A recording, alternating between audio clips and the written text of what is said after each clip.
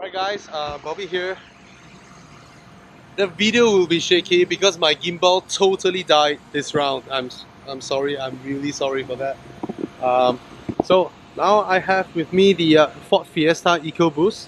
I know it's been out for a while, but I only managed to get my hands on it now. Alright, it's a 1.0 EcoBoost engine. This one comes fitted with the body kits and all that. So it really depends on whether you like it. I don't recommend the body kit. Why? Because it effectively changes your approach angle. So if you fit this body kit, you have to expect that you're gonna hit it a lot. Alright? So don't. The usual front with the approach angle is good enough. Alright? And it makes the small car look too busy anyway, the body kit. I don't like the body kit. The wing is alright. The diffuser is okay. Now you look at it, you'll be like, hey, what's going on? Why is it called sound? I think they designed it that way so that if you want to put dual tailpipes either side, you can do that. Alright? So the Fiesta has been around for so long. And I think it was introduced back in 2010 or 2011. Alright? A lot of people love it when it was introduced back then, right? Ford did a very successful campaign and it attracted a lot of first-time Ford buyers into the brand. And yep, so a lot of Ford Fiestas running around. And if Ford successfully changed all of them to upgrade to the Focus, Ford would have sell a lot of Focus, but apparently that's not the case. Right, boot it's tiny. It has a lot of straps here for you to strap stuffs, I presume. Some hooks, which is molded from the plastic. And I don't think it's designed for us to put anything down there. Nope. Alright, it's just some carpeting and a really tall load lip. I mean, they have to balance between the crash structure, where the bumper sits and all that. And then they try to deepen the boot, I guess. So that's a compromise, but then it sort of enlarges the boot. Alright, you get a parcel shelf, some straps, and the seats fold, but from the look of it, I don't think it will fall flat. Alright, but it's still a hatchback nonetheless. Alright, let me go to the front, adjust it to my driving position. This is too far behind. Wait, how do I do this? Oh, it's over here. Yeah, this is my driving position. Yeah, good enough. Now, first, okay, I'm 5'11", so in terms of tiny cars like this, the driving position of this is spot on. If not just behind the Mazda 2, but definitely better than the Polo. The Polo is a bit offset. Alright, I like the driving position, and everything else here is very busy. Alright, so this is the Virtu design. I mean, sort of like Virtu, right? The dash, the way it is designed. So you have everything here, but I would say it is one of the hardest to use. Seriously. The logic is somewhat, you see this? You see these two buttons? Sort of buttons, soft keys, right? These two correspond to this two. And that two correspond to this two. So, but you have to go in the respective menu to... Oh my god. Yeah, I don't know who designed this. From a human interface perspective, right? This is flawed. It looks like a knob, but you can't turn. And you're supposed to push like this, but this thing is too big for you to push. So this part is badly designed. But I remember when I managed to fiddle around with everything, it is alright. Okay, it is a okay system with Bluetooth and all that. Cubby spaces, not a lot. Really not a lot, right? This is really tiny. Another tiny compartment, two tiny cup holder compartments. We can put Red Bull here, Coca-Cola, 100 plus here. You know, all of them are thin cans now. Alright, another cup holder here, and the USB here. And this whole part is actually very low quality plastics, and you can see the molding lines and all that. So it's like Ford telling you, no, it's not an expensive cabin. I did not even attempt to be one. Funny thing is, the molding of this door panel, it's not sharp, it's nice. You know, you won't hurt your fingers accidentally, unlike the one in Ford Focus. That one is really sharp when you put your hands down here. Alright, this is the compartment, but it's different quality lah, huh? So I would say in terms of the cabin solidity and build and use of material, right, is sort of around that of a Proton, I would say, or Perodua. Maybe Perodua is better. I don't know. Okay, here's the leg room that I have, and there's the headrest. Now, I have slightly more headroom than in the Ford Focus, and I have slightly more leg room than the Ford Focus. Yep. It's just packaging, I guess. I feel slightly. I have more room than in the Ford Focus, but obviously you can't fit 3 adults abreast, especially one's my size, and there are no armrests. Common for this segment, for B segment. But nowadays, you see, the industry has progressed so much, right? This car actually is almost the size of an A segment. Whereas B segments, you look at the Honda City, my god, it's a B segment, and the Honda City is almost one size larger than the Ford Focus in terms of interior. Alright, you don't get any high quality materials at the back here, but it's alright. It's a fun to drive, small, not expensive car that looks rather good from the outside. Alright, I don't really like the headrest. It's not as comfortable as the one in the Ford Focus. I know it's for whiplash protection, but the way it is designed, no. And these look really, yeah, it's a bit it doesn't look very capitalism behind here, you know, a bit socialist here. There are no door bins, and some speaker panels, which basically they didn't spend any time designing the rear door panel. Alright, it's yeah.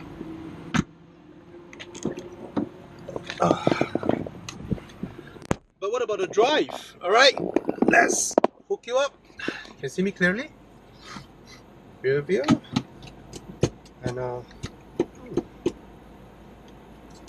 I remember how the Ford Fiesta drives back in 2009, or was it 10? And I love it. I love it to bits. Alright, we'll see how this one does. Now, this one is still fitted with a dual clutch transmission, but it has a 1 liter EcoBoost engine now, the really tiny. Oh, I love how it sounds. I love the way it sounds. I don't like the rocker switches on the gear shifter. It would have been better if it has a pedal shifter. And the car is powerful. The car is powerful, alright? And in terms of handling, I think this baby beats the Ford Focus in terms of handling. It is better, right? And this engine now makes this car a pocket rocket. Wait, it is a pocket rocket. Seriously, it's fast. The brakes are firm, progressive, nice, high. Okay, that's a Proton Iris with the VVTi logo. Yeah. Anyway, it's a good looking car though, the Proton Iris. And it's rather spacious in there. Now, the first thing I hate is the steering wheel. Not the way it feels, but just particularly this steering wheel. It is so uncomfortable to grip. Very, very uncomfortable. I can feel some leather stitches here, but it doesn't feel like leather. It feels like one solid piece of plastic. Yeah, it's very uncomfortable to hold this steering wheel. Right, let's try a heavy braking. Okay, brakes are not very good, not bitey enough. I mean, it's a small car. The brakes should bite better. So in terms of how the car drives, it is still alright. Whoa, whoa, that patch was really bad. So not exactly this car's fault.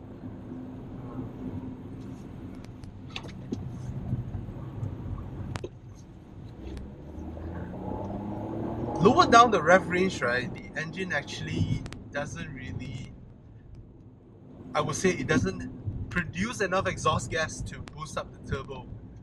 Yeah, let me try again. Right, I like how the suspension feels. I don't like how it tracks on a big banking curve.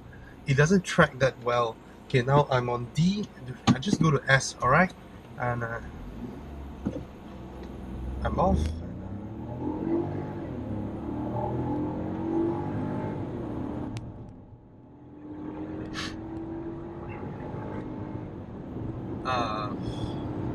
Well, it's a 1 liter engine, right? So I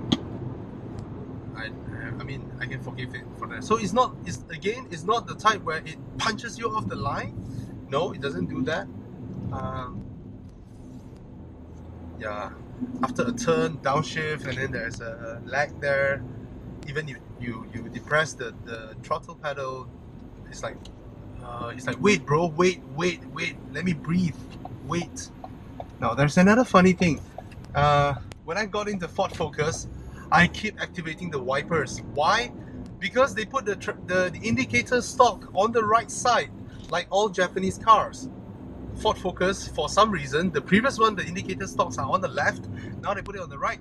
But now when I got up the Fiesta, the indicator stock is on the left again, like all European cars. I'm not sure why they do that. Alright.